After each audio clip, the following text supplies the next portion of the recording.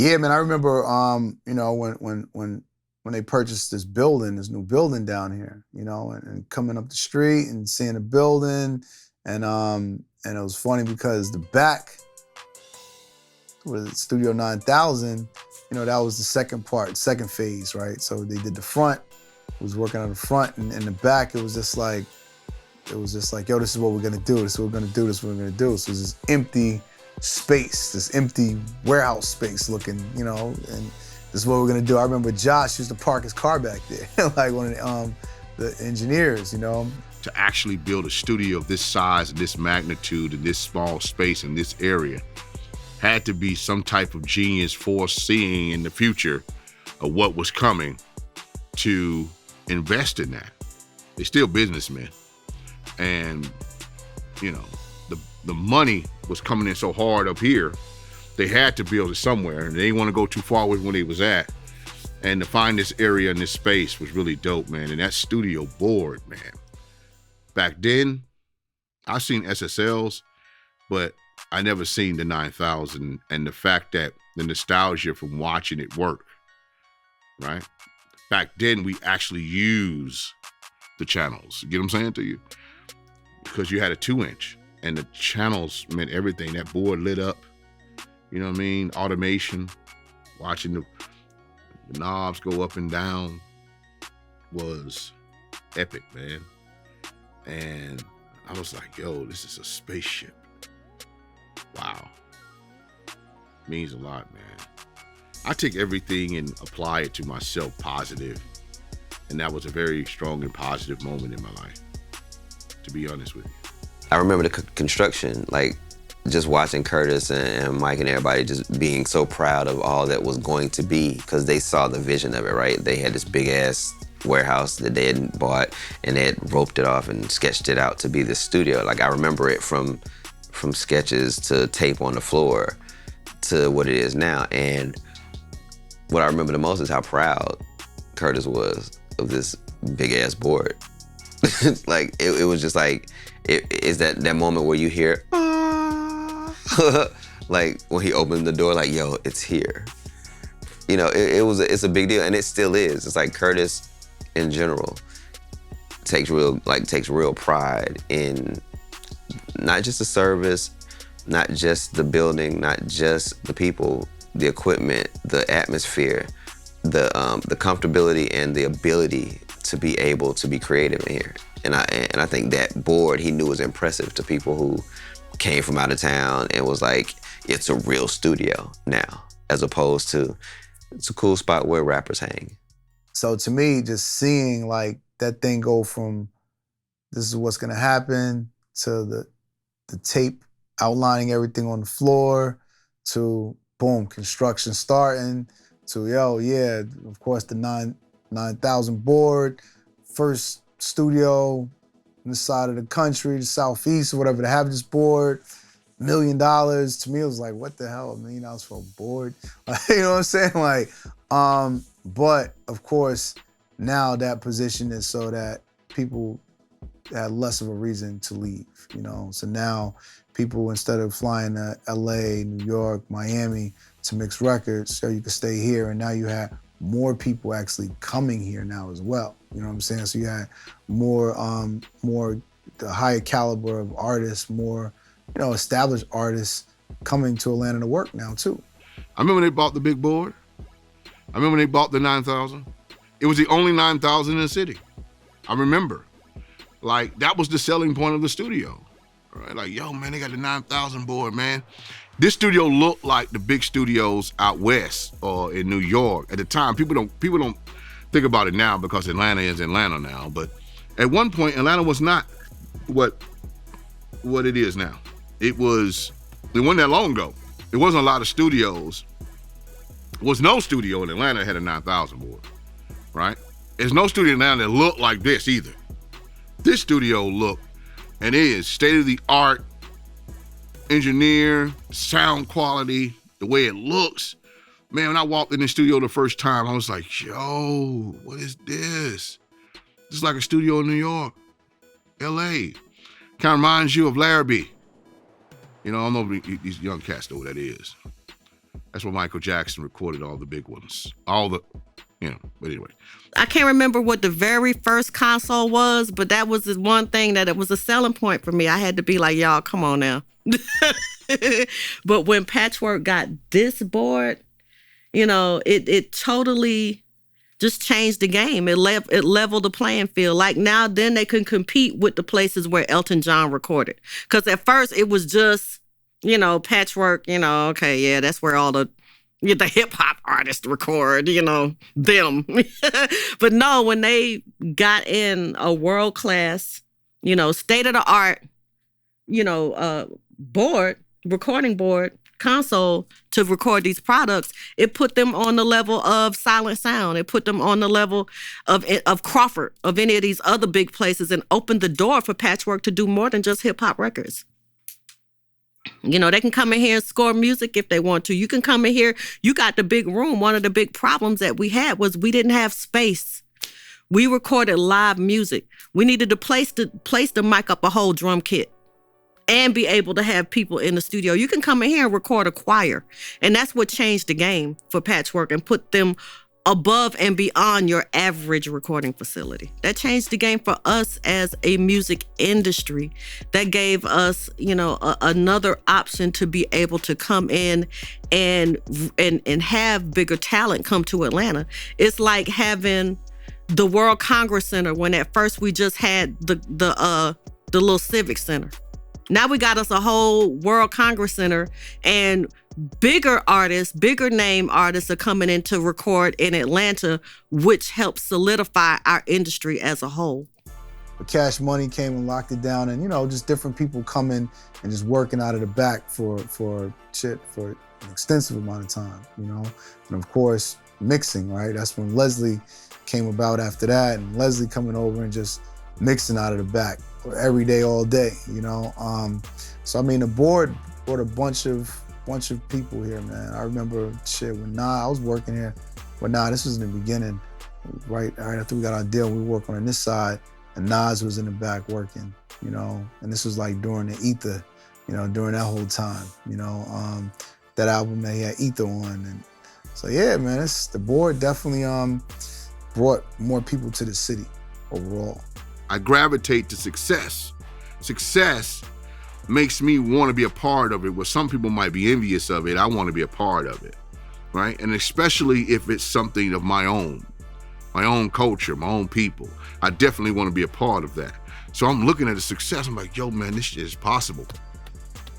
Like, life is possible, man. Like, I could win. Like, in my head, I'm saying that. I remember it vividly. Like, I'm saying, like, I could make it in life. I've always been that way, but to see constant success in my face, right? I would roll through Buckhead as a kid and get inspired looking at the houses or whatever. But to just see Black people doing it in close enough to my neighborhood and with their willingness to invest in our own community, right? At the time, this place is not what it is now. This area was all run down, man. It was like, the only thing that was right next to here was this McDonald's. And that's the only thing that was here. I think that Burger King was just being built or was just brand new or whatever. And that gas station was down there. But everything else around here was nothing.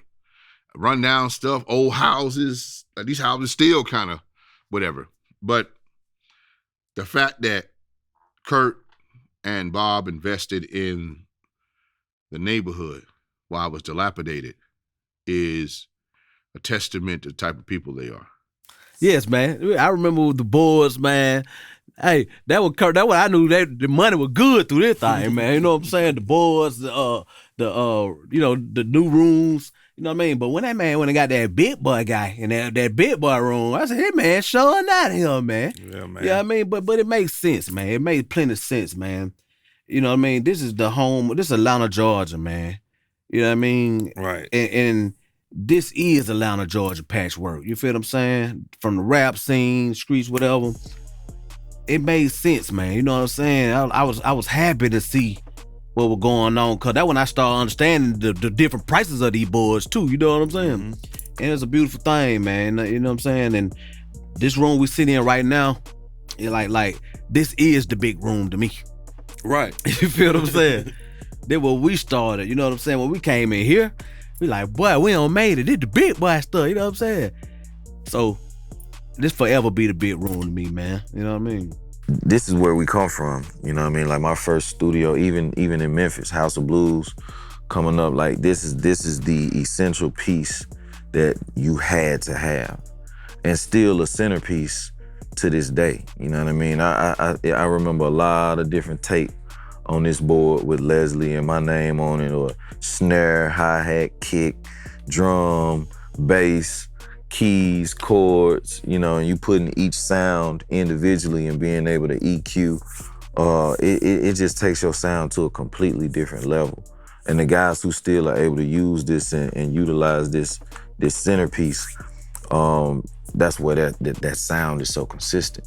When you listen to, you know, JDs and the Diddies and the Dre's and the Drummer Boys and, you know, whoever it is, this is the centerpiece that's backing that sound. You know what I mean? And it's especially for R&B, even for rap.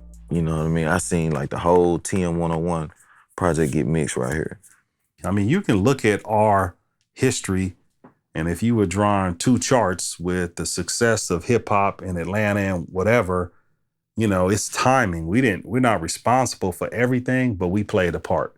So when we created a place where the artists felt comfortable to come record and smoke and make music, man, that was it for them. You know, OutKast didn't have to go to a studio with people that weren't familiar with their music and didn't listen to them, and they felt comfortable to have all their people here and create.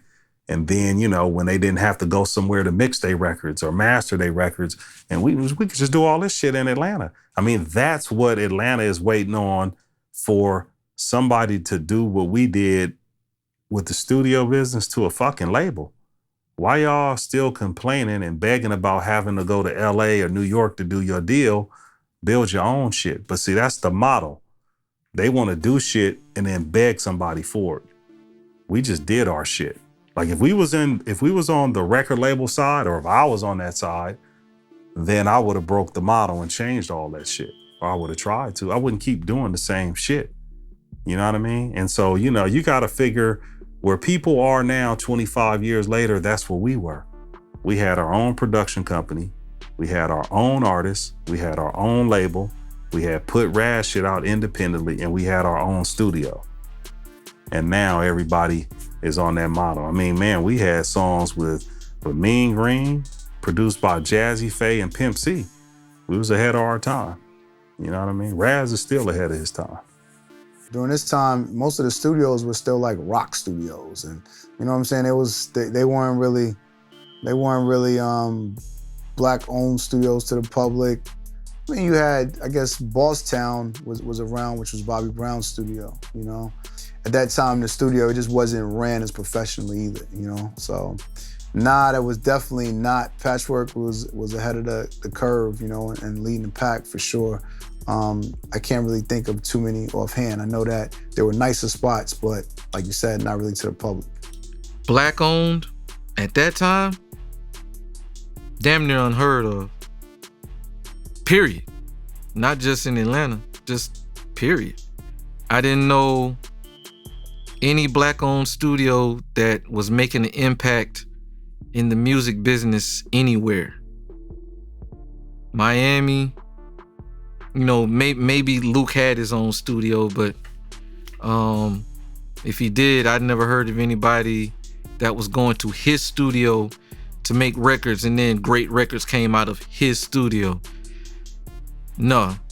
LA, New York, maybe Puffy had his own, you know, Diddy's house, but that was in his house. It wasn't an actual location. You just wasn't going up in Diddy's house just recording music. So I don't think anywhere in the country, you know, now, you know, I'm a young kid at this time, so my knowledge of a bunch of studios in the country and without social media, I didn't know, but you know, I was reading Source magazine, Double XL, and all that stuff, so I wasn't seeing it in none of those magazines. nowhere. But what I was hearing about was Bob Whitfield's studio in Atlanta, Patchwerk. So that's the only black-owned spot that I can recall other than Bobby Brown's. Well, the only other studio that was 100% black owned that was operating at that time was the one that OutKast turned around and purchased, which was Bosstown. So we were operating out of Bosstown, and we were also operating out of Doppler, which was not a 100% black owned studio. It wasn't owned by any minorities whatsoever. And then there was also Sound on Sound, which was also not minority owned at all. So the only black-owned studio that I knew of was Patchwerk. Again, the only one that I could think of that was black owned was Bobby Brown's studio. And I felt like that was kind of off limits to a guy like me. You know, you're not going to work at Bobby Brown's studio. Bobby Brown records there. How you going to get there, you know? And that was the climate in the day. If you didn't really know Bobby, you know, you couldn't get in there. But, you know, that was their problem.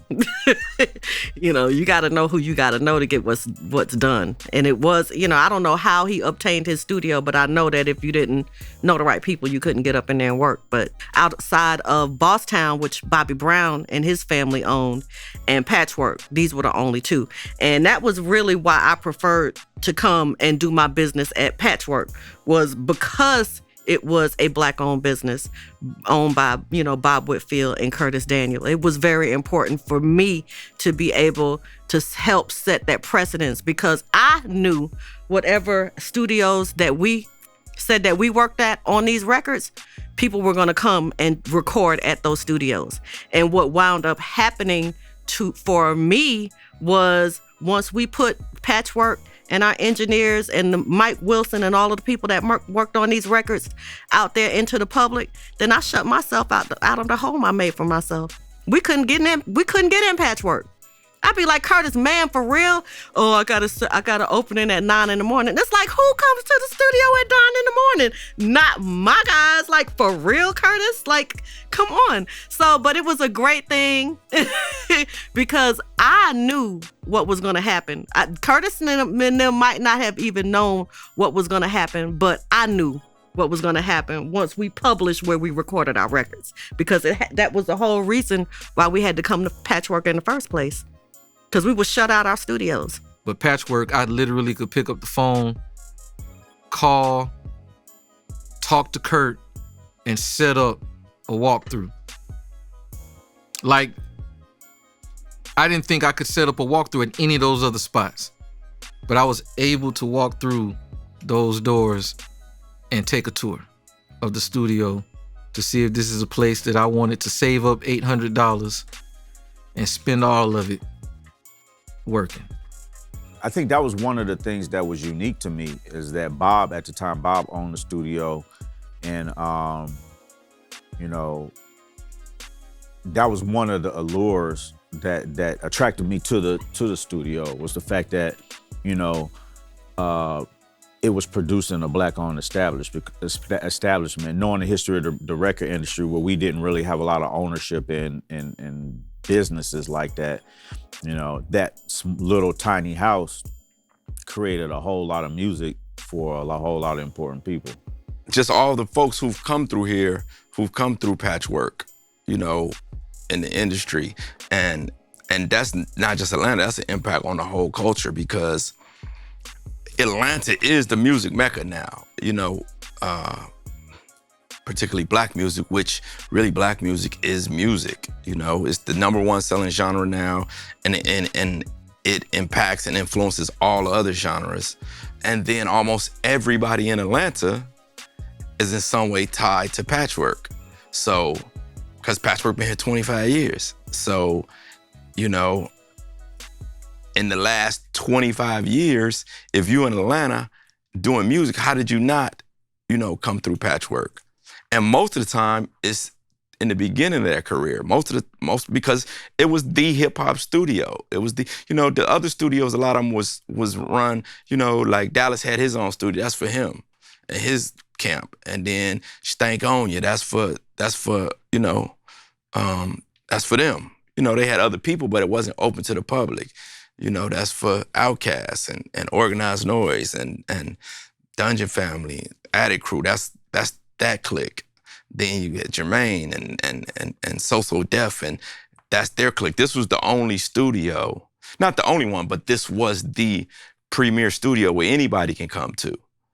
You know, and everybody came through here. So even all of them folks, all that I just named, you know, those different camps, they all have worked out of here. And then, you know, any camp that was big, you know, from the New York days, from the Wu-Tangs and Fat Joes and Rockefellers and Jay-Z's and all of them, and then the New Orleans from P and Cash Money, they had their own stuff down there, but Cash Money used to come to Patchwerk and book the whole thing out for months. We had got to the point at the other studio where we owned everything. We were out of debt and we could never go out of business. I don't think so, because we didn't owe anybody and we owed everything. We owned everything. We was just making money. And, you know, Bob used to say, I want these clients. You know, I want this client. I want Tony Braxton. I want TLC. I want this. And I used to be like, no problem. I mean, you know, I'm like, basically, you want to go somewhere and you got me driving a Honda. If you give me a Benz, I'll get them clients for you. And he called my bluff and he was like, okay, well, we gonna go for it. And it just opened us up to a different level of clientele where we can provide a service that other people couldn't do. You know what I mean? And so we were the first place in Georgia with the J9000. Everyone else had a 4000, a G series. And we brought that J9000 here to Atlanta. And that's cool if you bring it here, but if you're a private studio, it doesn't benefit the city. We brought it here, it was for everybody to dance and play on. And so immediately you start seeing projects stay here in Atlanta where, you know, they didn't have to go to New York. Like if you listen to, you know, some of the early OutKast or stuff, they might've went to New York to mix their album. Remember, Cube went to New York to mix his album and stuff. So our artists in Atlanta, they were able to record and create here, but they would have to go to New York or LA to mix and master their albums.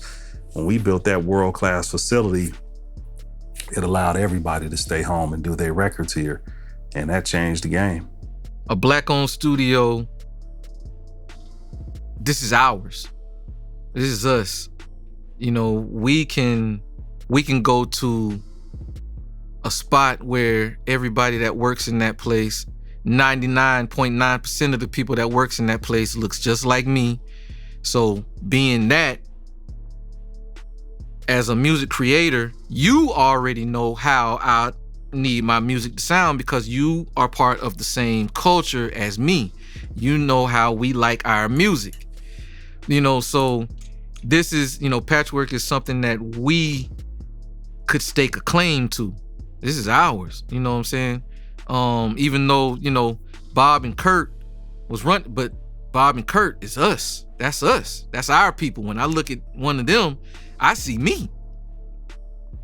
I didn't have to go to another spot and listen to some white guy tell me that my music is, you know, it's hitting too hard. Like you need to bring it down. Like what? It's just, our culture is supposed to tear your speaker up. You know what I'm saying? Upgrade your speaker. You know what I'm saying? That's how we're looking at, you know, that's the culture. 808s, that's us. That's what we do. So to have somebody that understands the culture of the music, the musical culture of 808 culture, before it became what it ended up becoming. Like, to have that, like, this is the place where these people understand what we doing. And they got the equipment that can handle it. Like, it's like, yeah, turn that shit up. Don't matter. You know, that's big, man. That's almost like FUBU, you know, for us, by us. Patchwerk, that's what Patchwerk represented.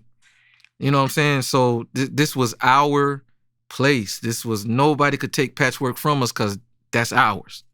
You know what I'm saying? No matter in the whole country, at that time, I can't think of any other spot that made anybody feel like that. This is ours. Like, this is us right here.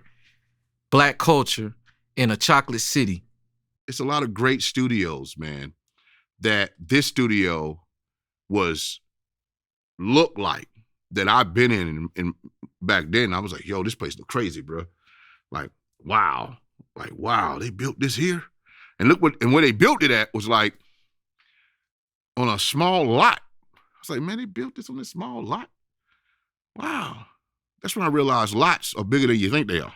The other thing that Patchwerk offers is, as a venue, it's a space where you can have like seminars and classes where young people trying to get into the industry can come and learn from people who have been in it and have experience in it. And I don't know studios to do that. It sounds like something that you find at like a recording school, like Full Sail. But you come to Patchwerk, you can find seminars. There's people doing podcasts. You know, David Banner does his podcast from here.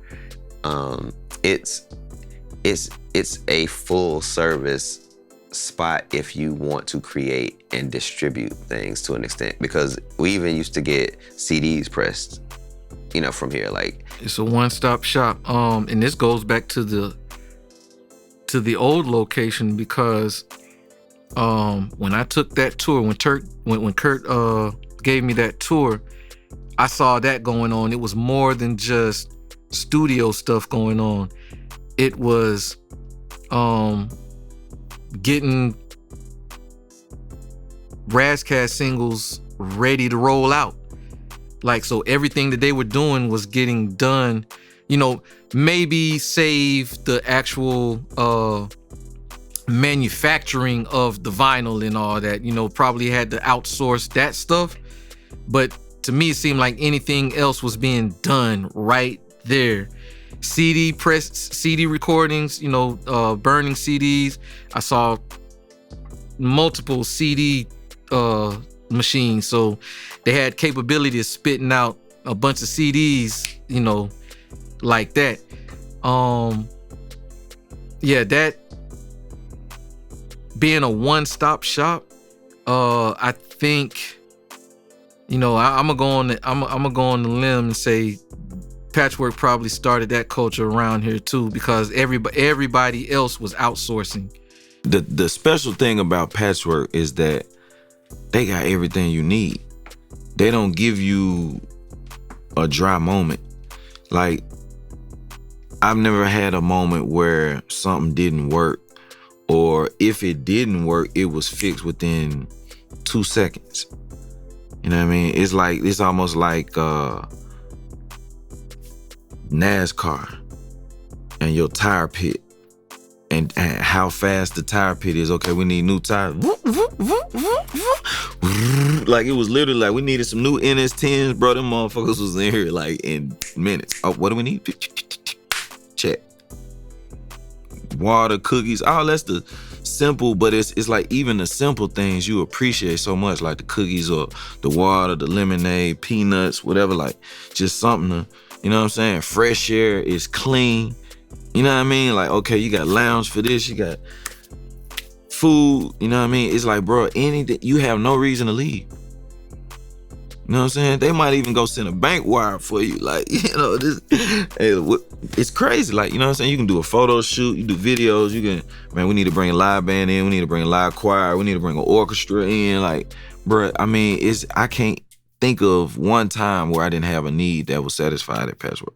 Anything that was on the horizon, like this is coming, or we're going to create it, that's what Patchwerk did. So, you know, Patchwerk was kind of a one-stop shop. I mean, you know, if you need it, we can do it. And that's kind of what separated them from, you know, the other studios as well. Like, oh, I can get all this done here?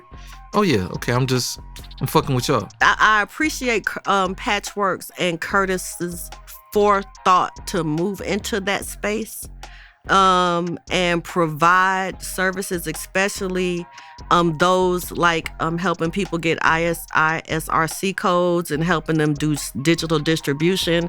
Those things are very crucial, especially to the independent music producer and the independent label. It's all about the business. It's 90% business. So being able to get your complete business done as well as your music done, all in the same place, that's essential. That's what takes you to a whole nother game. When you leave here, you're ready to go. Bam, okay, I got my UPC codes, I got my ISRC codes, we got the mixes done, we got the masters, bam. You got Kenny Mix right here doing all the mastering. So it's like one-stop shop, everything I need to go. I can package. They can even do artwork or facilitate, plugging you with the right people to get your artwork done. Whatever it is, and you leaving with a physical package. Like, it's about taking it one step at a time, and Patchwerk allows you to do that as well as walk you through each step that's needed. One thing that I always loved about Patchwerk is if something was on the horizon or we're going to create this, you know, Patchwerk was always at the head of the curve of that. You know, if something's coming, we see it coming, we're going to beat everybody else to the punch to that, or we're going to create it. We're going to create a new culture. And that's, you know, Patchwerk was always good as that. And that environment, man, it is just something that you always want to be a part of, because if you're trying to have success yourself, you have to surround yourself with other successful people or people going in the same direction as you. And Patchwerk was always one of those places, you know, just seems like, you know, everybody was driven and it needed to be a place that it was a place you needed to be because everybody's going in the same direction. Kurt continued to do things that's different. Like even with the way he's hiring mix engineers, and he got a mastering studio in his studio. He got all these other things that most studios don't have, right? These other studios don't have, like, I don't know if they do, but if they do, they're not selling it right? People know to come to Patchwerk to get their mixes done. They know to come to get their mastering done. They know to come get their RSEO code. What's that? I can never say it right. The code's done. You know, these are the things. And Kurt's doing other things too. He's also offering credit in the studio. I don't know no studio offering credit, Jack. On credit card, man. You got a credit card, man. You got a nice little credit score, man. This is what I'm gonna do. Don't worry about paying me. Go get the credit card, and that's how I get paid, right? It's just brilliance, right? A lot of people are not thinking outside the box. So for Curtis to think, like I said, he's an astute business person. Wherever he saw opportunity, he was able to construct a concise business to be able to move into that space. And those are the things that kept Patchwerk thriving, even when we got into the era of people doing more recording at home and coming into the studio for more specific things. Those are the things that kept Patchwerk here, kept Patchwerk relevant, kept people coming through those doors, because he always had a servant's mind and always thinking of the best way to serve the music industry. And that's what we appreciated, and that's what gives Patchwerk its longevity. I feel like there's nobody doing what Patchwerk is doing, even on the educational standpoint, even on the giving back to the culture standpoint, giving back to the youth, creating programs, creating, different opportunities outside of, oh yeah, just book my studio. Like it's 7 or 8 different things that you can come to Patchwerk and do outside of just book the studio.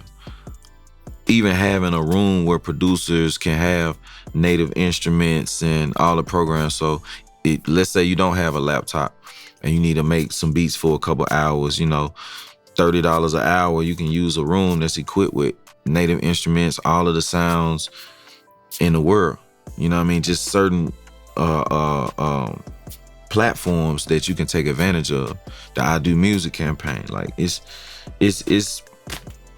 you know what I mean? It's priceless, the amount of things that you can accomplish working in a studio like Patchwerk. It's a trap.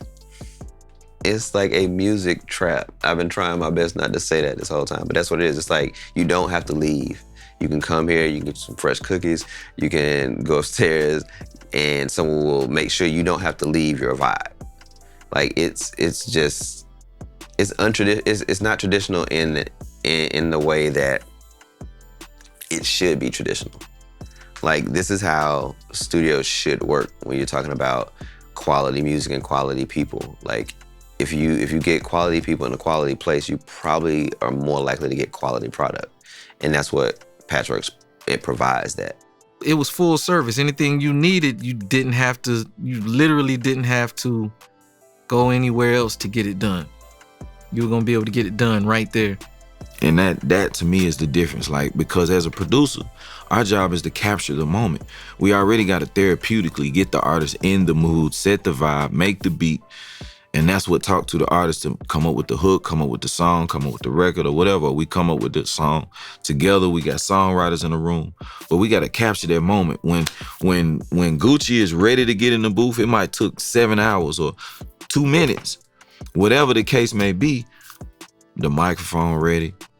I've been in different studios where the assistant engineer might have forgot to warm the mic or even turn the mic pre-on, or it's you know what I mean? It might be something, and now we gotta pause that moment where Gucci ready to rap right now. We gotta wait on something. You know what I mean? Like, I've seen engineers, it goes with the engineer too. Like, all of the engineers are like A-list. You know what I mean? Been through school, got the credits and the credentials to back like what they do. You know what I mean? And that it's not just guys just off the block, or, you know what I mean, this engineer from around the corner. Like, this it's real, you know what I mean? It's real X-Men around you. You know what I mean? It's some of the best engineers in the United States, as far as I'm concerned, that I've met. As far as engineers, even the assistant engineers, even the interns, all become somebody. You know what I mean? So from all angles and aspects, it's like the X-Men of studios. It's the X-Men home. No, I didn't know that Patchwerk was the first place to really pay the engineers the right way and, you know, have them set up as a real employee, but I'm not surprised about that. You know, just the person that I know. Like, one of the things that I'll say about businesses is businesses have gotten to the point where they hide behind their board members. Back in the day, a business used to be the reflection of the families that owned it. Now people hide behind board members and do whatever the fuck they want to do. You know, I would say Patchwerk is the reflection of the owners. You know, fair. You know, fair, but they don't play. Yeah, I didn't know that it was, because I never knew the behind on the business part, but it made plenty of sense to me now that understanding that, because, man, the engineers that we had, like Mike and, you know what I mean, Josh, man, it felt like family. It felt like they were part of Patchwerk, you know what I'm saying? So I couldn't even think of them saying that how the engineers was like an independent contracts. I understand it now, because they definitely weren't in here like they were just trying to find work. They were part of the family. They were part of the company. They were part of our family. You know what I mean? So that's crazy. I didn't know that. You know what I mean? I realized right away that the MVPs of the whole thing were the engineers.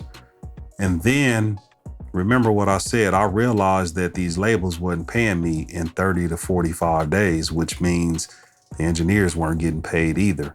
The way it was then, you know, someone would want to book a session and we would call the label to get a purchase order to get pre-approval.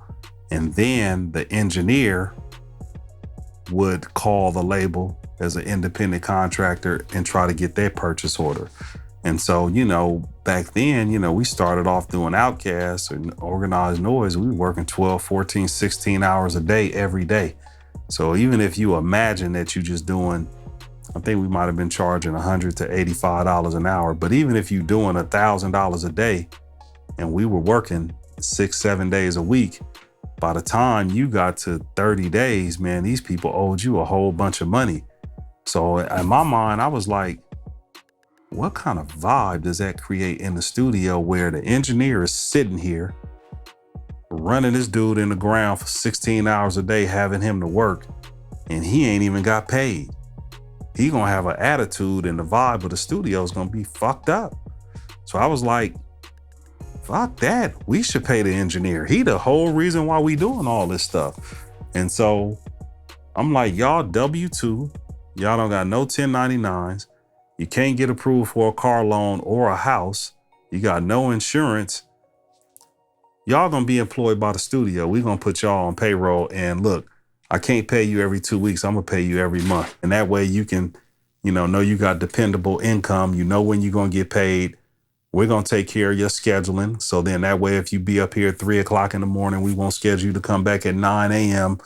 We'll help get you clients and we'll start referring you. And so that's what we did. And I'm sure I noticed our engineers went from Nissans to Porsches, went from apartments to houses. And what it ended up doing was it made the best engineers want to come work for us because all they had to do was show up and do their job, and we took care of everything, and they knew they were going to get paid. And then that in turn, because we had the best engineers, if any of these clients wanted to work with the best engineers, they told them that they only worked here at Patchwerk.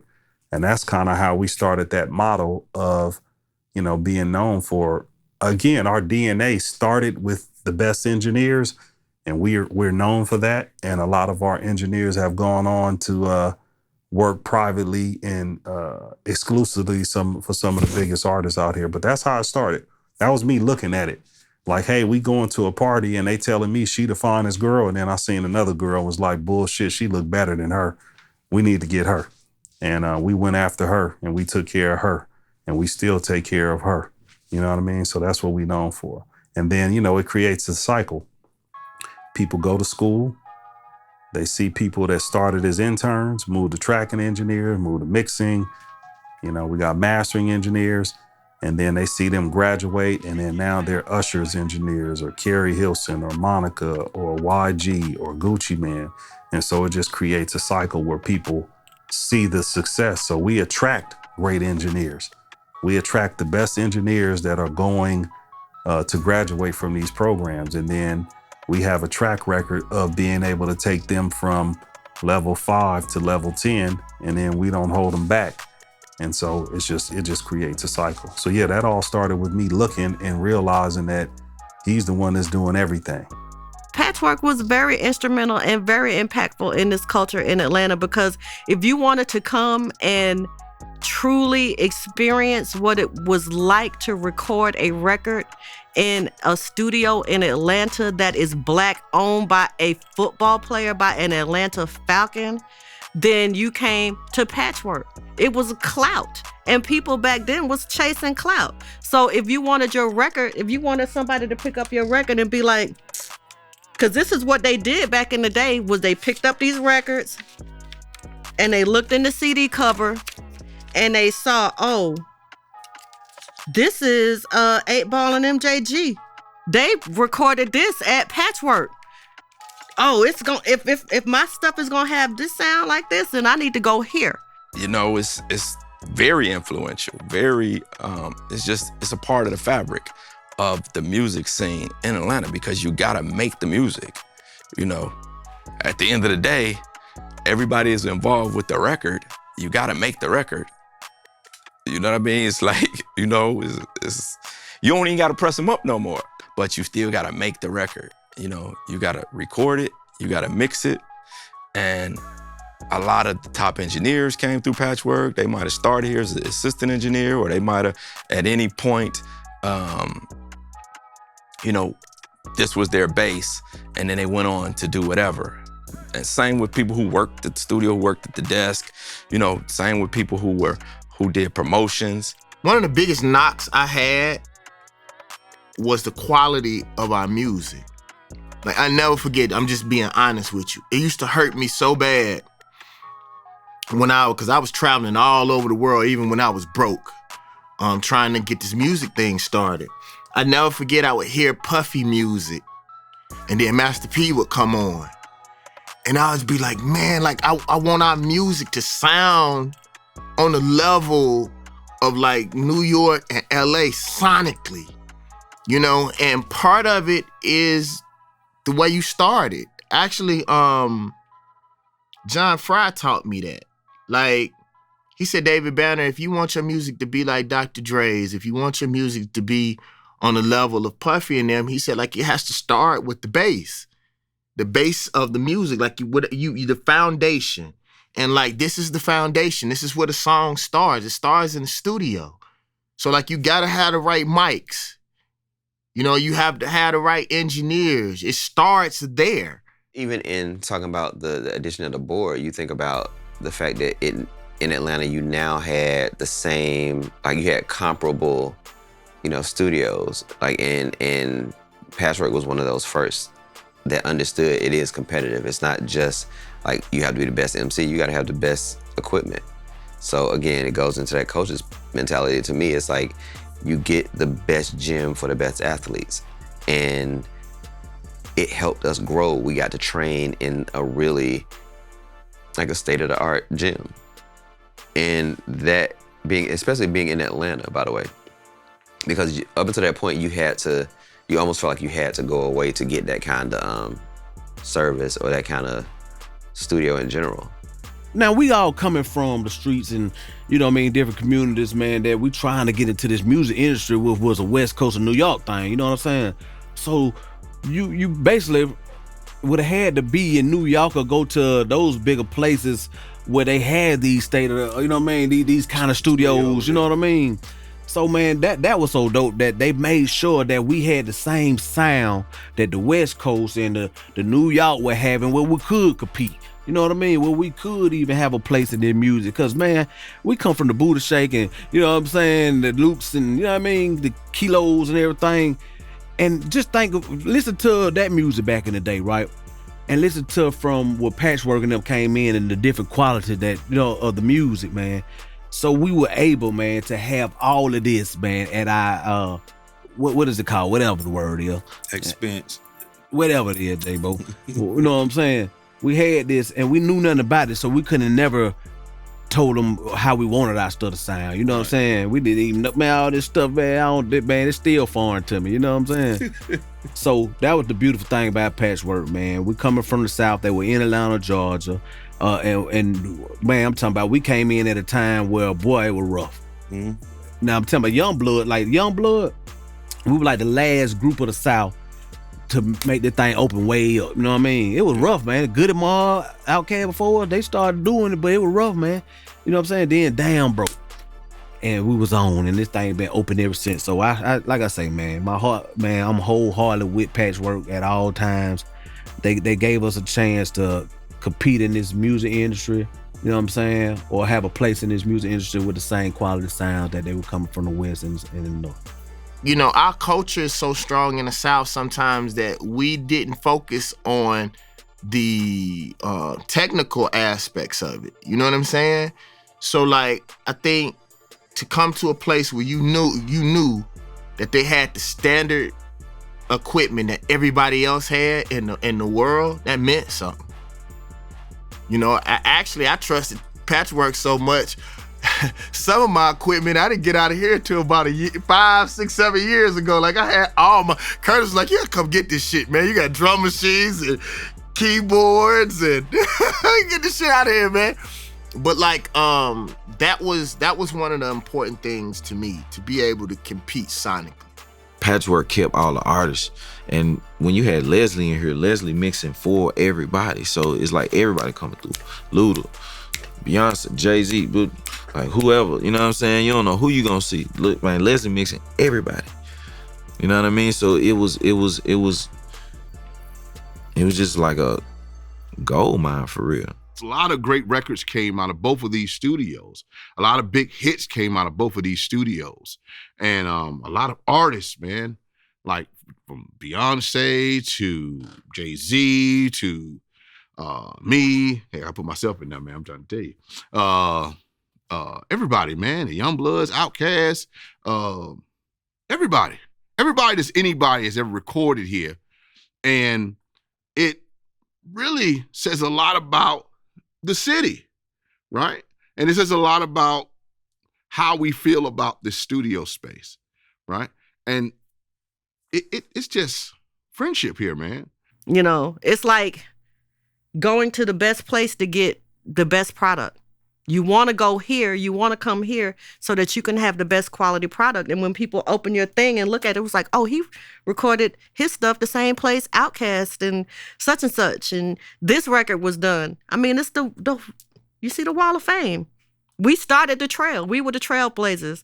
The OutKast album, this one right here, need to be the first plaque up there on the wall because it was the first one that was recorded in this building. which gave it the clout it got right now. And I beg anybody to argue with me differently, because you can't at all.